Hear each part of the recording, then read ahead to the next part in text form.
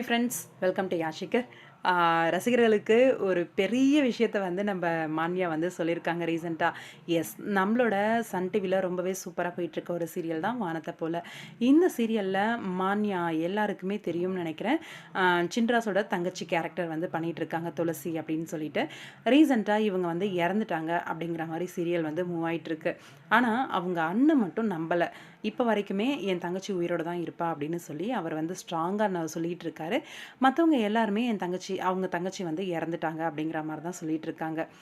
இதில் என்ன ஒரு டிசப்பாயின்மெண்ட் அப்படின்னா, இவங்க இறந்துட்டாங்க அப்படின்னு சொல்லி அங்கங்கே போஸ்டர்லாம் ஒட்டினாங்க இல்லையா, ஷூட்டிங் லொக்கேஷனில் வந்து அங்கங்கே போஸ்டர்லாம் ஒட்டினாங்க இல்லையா, அதை அந்த ஹார்ட் டிபார்ட்மெண்ட் வந்து கிழிக்கிறதுக்கு வந்து மறந்துட்டாங்க போல இருக்குது.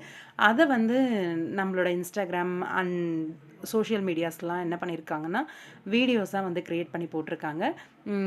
துளசி, அதாவது வானத்தை போல சீரியலில் நடிக்கிற மான்யா வந்து இறந்துட்டாங்க அப்படின்னு சொல்லிட்டு அந்த நியூஸ் எல்லாம் கேட்டுட்டு அவங்களோட ரிலேட்டிவ் ஃப்ரெண்ட்ஸ் எல்லாருமே வந்து கண்டினியூஸாக மெசேஜ் பண்ணிட்டே இருக்காங்களாம். என்னாச்சு மான்யா, சேஃபாக இருக்கீங்களா, இறந்துட்டீங்கன்னு கேள்விப்பட்டேன் அப்படின்னு சொல்லி அந்த மாதிரிலாம் போடுறாங்களாம். நான் சேஃபாக இருக்கேன் மக்களே, நான் மான்யா, துளசி தான் இறந்துட்டாங்க கதையில், மான்யா வந்து சாகலை, மான்யா உயிரோட தான் இருக்கேன் அப்படின்னு சொல்லி நேற்றுக்கு ஒரு லைவ் வந்து அவங்க வந்து அவங்களோட விளக்கத்தை வந்து கொடுத்தாங்க. சீரியலில் துளசி வர்றதுக்கு வாய்ப்பு இருக்கா அப்படின்னு கேட்டிருந்தாங்க. இப்போதைக்கு இல்லை அப்படின்ற மாதிரி சொல்லியிருக்காங்க. ஆனால் ஃப்யூச்சரில் கண்டிப்பாக வரும் அப்படிங்கிற மாதிரி தான் இருக்குது அவங்களோட பதில்.